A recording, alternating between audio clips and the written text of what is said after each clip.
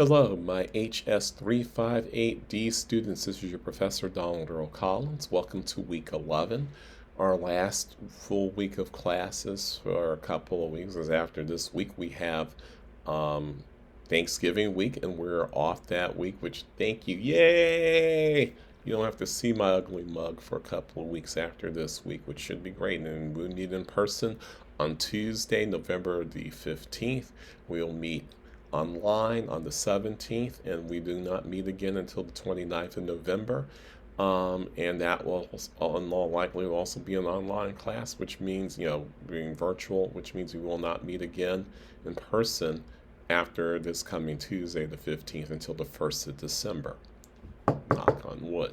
So I have nothing new to bring up.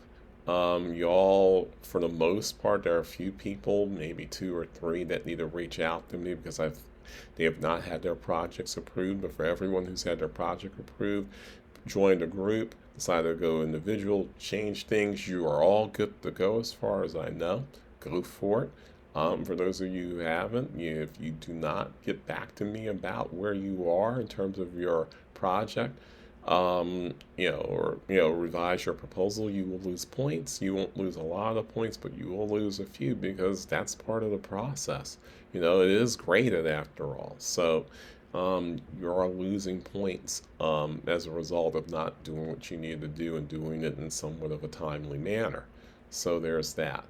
Um, but other than that, and that's due December the 4th, we are basically on cruise control. We have essentially four more class meetings left where I will lecture um, um, this week coming up and the week after Thanksgiving, and that's it. Um, we're on the path of the Civil War. We'll talk about that and African American contributions during the Civil War, and basically the end of the Civil War, emancipation, and black codes, beginning of Reconstruction. That is literally where the class will end. I will not go over all of Reconstruction because that is also the beginning of the next course, which is HS 360 for the spring. For those of you, and some of you are actually already registered for that spring course, that is great. It's nice to see that people still want to take me for a professor anyway. Maybe it doesn't matter to you one way or the other. I don't know. To some extent, I don't even care anymore. So there's that too. Anyway,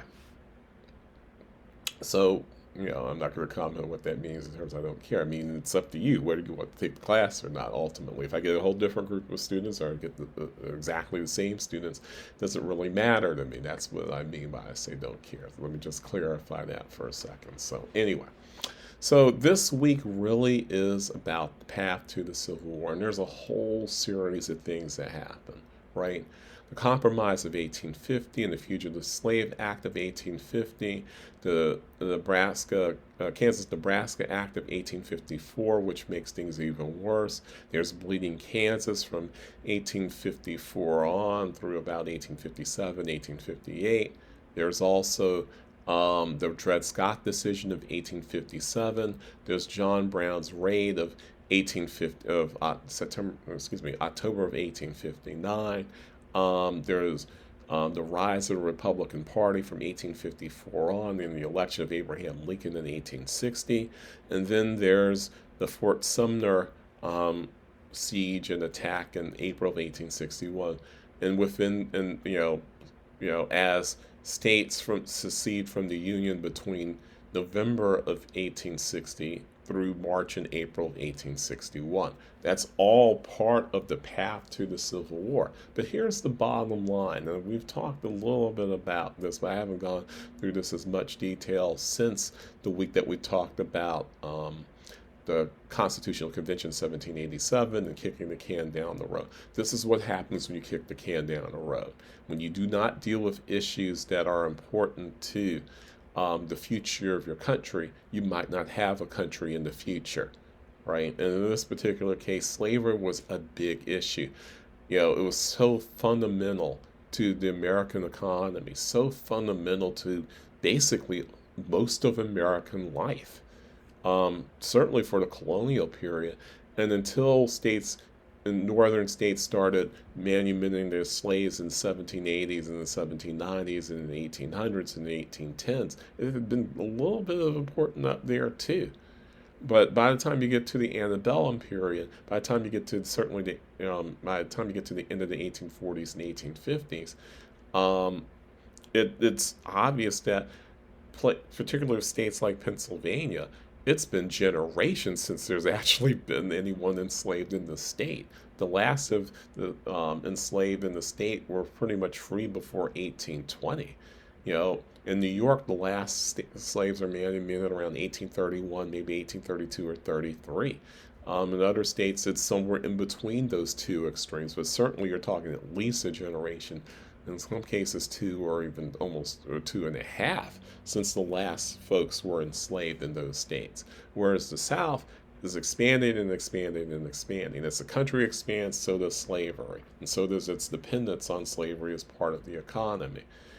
But as immigration to the U.S. picks up, particularly in the 1840s with the potato famine in Ireland, and with persecution and other issues happening on Prussia and parts of Central Europe, you have an influx of new immigrants who are not the same Scotch, Irish, English, and Frenchmen who've been living in the country since the colonial period. These folks are coming over in pretty big waves. And with that waves is the diversification of the country from just being native-born whites to including white immigrants, or as other people would say, white ethnics, people who are Catholic, people who speak different languages, people who have not been sullied by this long history of slavery. And so you've got some beginning of changes of things, even within the anti-immigration issues that the U.S. has.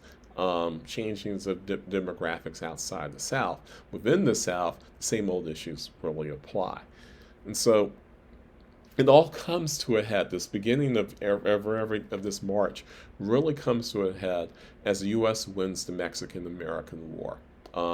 You know, which starts because a piece of Mexico that had freed itself from from the state of Mexico primarily because they wanted to maintain slavery.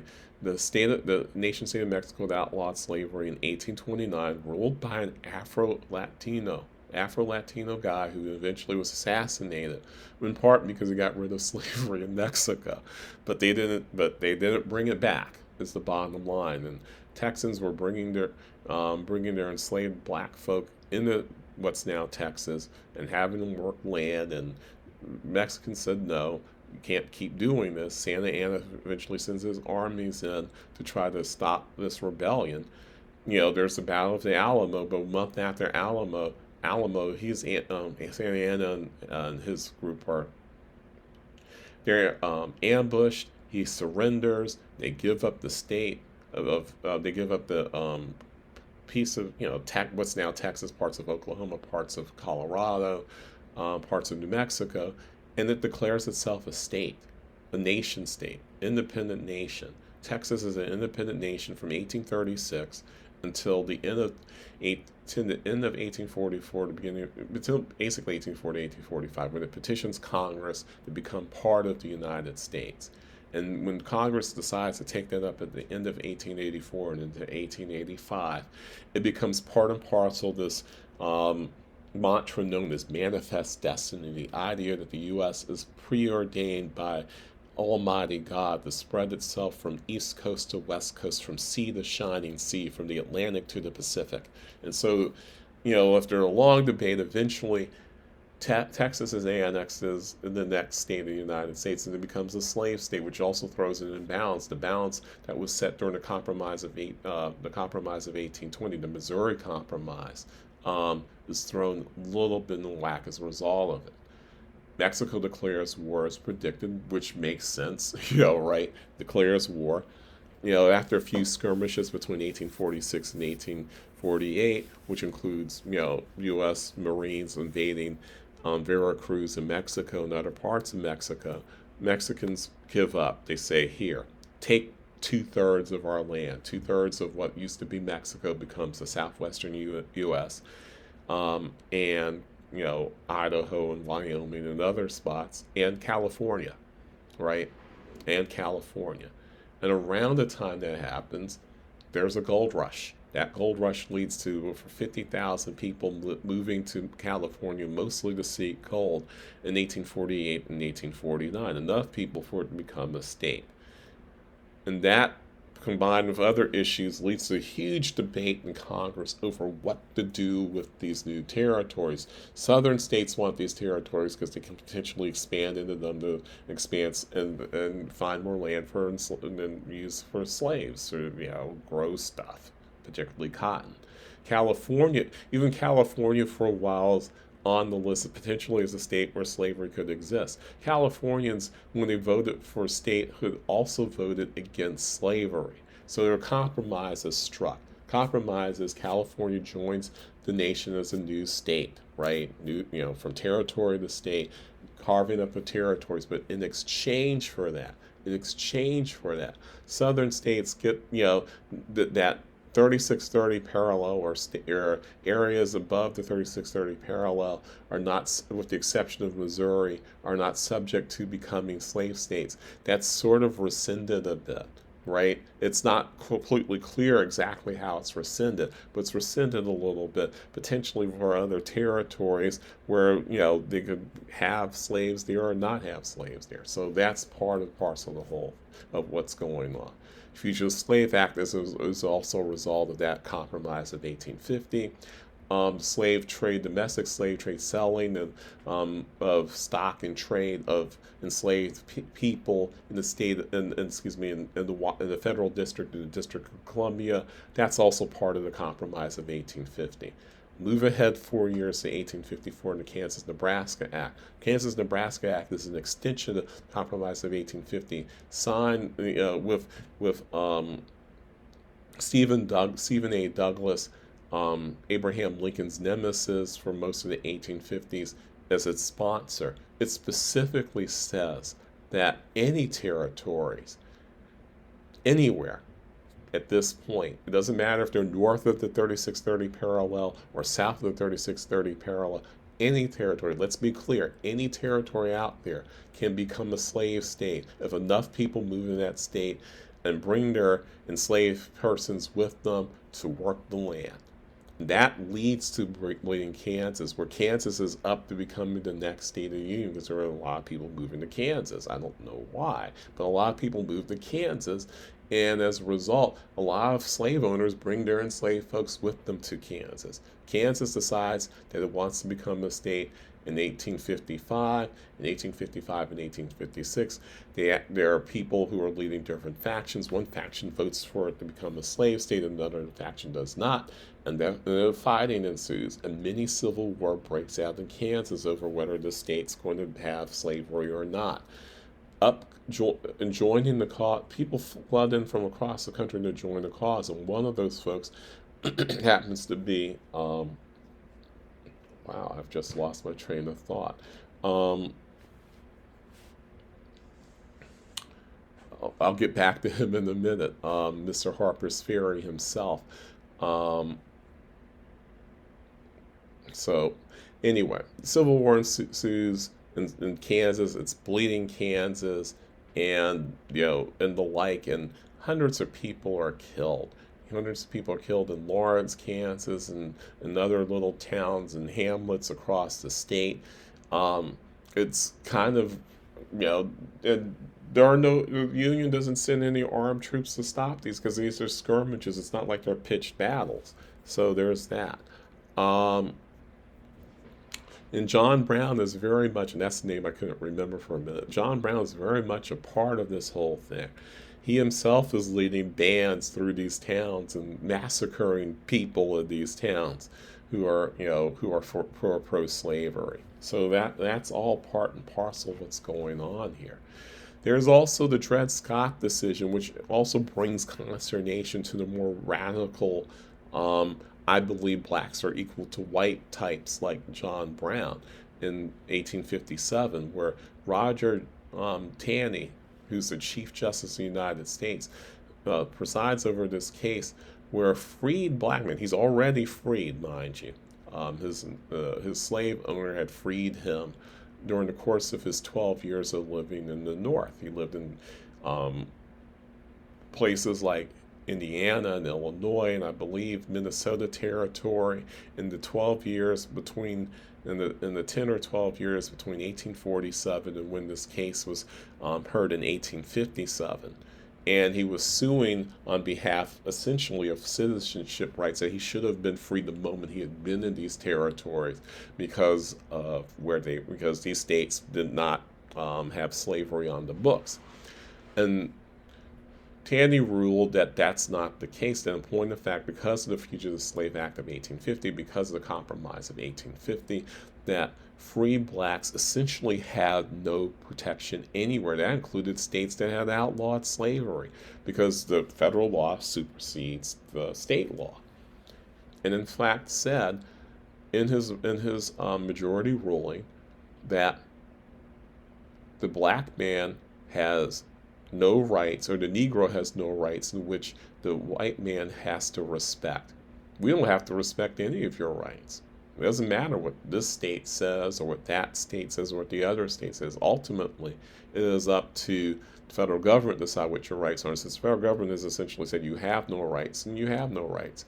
So what if you've been manumitted? You're subject to being returned to slavery at a whim's notice, right? That's essentially what it said, and it was a shocking ruling, even to folks who had been on the fence about slavery, the millions of whites. It's a shocking ruling to be able to tell New York, Commonwealth of Pennsylvania, Kentucky, not Kentucky, Indiana, Illinois, that your laws don't matter. Matter of fact, territory. If you're in a territory, you're in no man's land. You're not free. You might not be a slave, but you ain't free. Right? That's sort of what's going on here.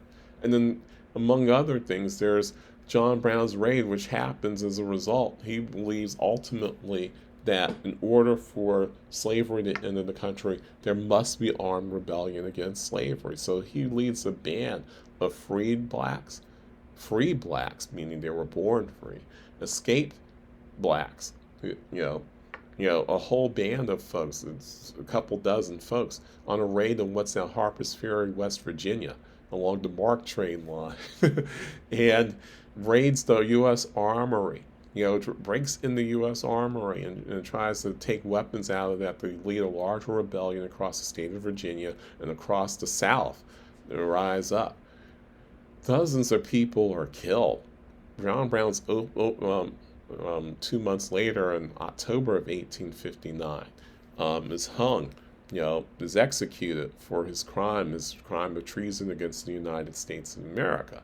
But it also alerts the South. It is time to, if you don't got your rifle ready yet, you don't got your gun, your musket ready to fight in the war to protect the Southern way of life, it's time to get it going. And so it was literally a call to arms to the South to start arming. All it took, really on a fundamental basis, all it took was Abraham Lincoln's election to be the straw that broke the camel's back. Because Abraham Lincoln, who had been extremely equivocal on the issue of slavery, if I'm elected president, I won't take sides against slavery. If there's a way to hold the Union together and keep slavery as an institution, I will do it. If there's a way to hold the Union together and get rid of slavery, I will do that too, right? But generally speaking, everyone knew in his heart of hearts, because he had all these debates with Stephen A. Douglas when he ran for senator in 1858. He had 4 debates with this guy, and in all of his debates, he essentially said that slavery was a moral wrong. And even though we depended on it economically, it was time to finally think seriously about getting rid of it as an institution, right? The kind of thing that was the equivalent of saying that we need universal health care in 2009 and 2010, or that let's wear a mask in order to protect each other from the effects of climate change and the pandemic that was spread because of globalization and climate change in 2020 and 2021, enough to make people fight against what the federal government was saying. it split the Democratic Party, this issue of slavery and whether to preserve it or not. Northern Democrats and Southern Democrats split in 1860, and when they did, it opened the door for Lincoln to win. And while he did not get a majority of the vote, he certainly got a big plurality, nearly 50% of the vote in 1860. Within a month of him winning the election, South Carolina succeeds from the Union, something that had been threatening to do since 1832. Um, and other states follow. By March, you're up to 7 states, and by the time um, Lincoln takes the oath of office, I believe it's 8. And then there are a handful of all other states that follow suit in the following month. And then this attack in Fort Sumner, which is a federal fort, breaks out off the coast of Charleston, North Carolina, in mid-April of 1861, opening up the Civil War. And that's pretty much where we get to in terms of this class. Um, Meantime, free blacks and a handful of informed enslaved blacks are watching what's going on, and they're getting ready.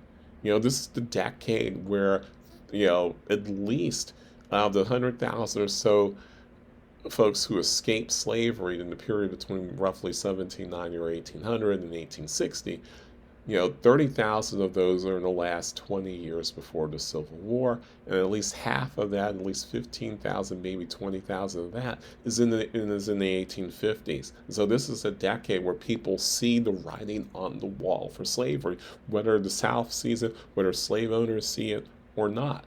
They're starting a trend towards this whole thing. So African Americans are just, excuse me, future people we end up calling Black Americans, African Americans, do not see this.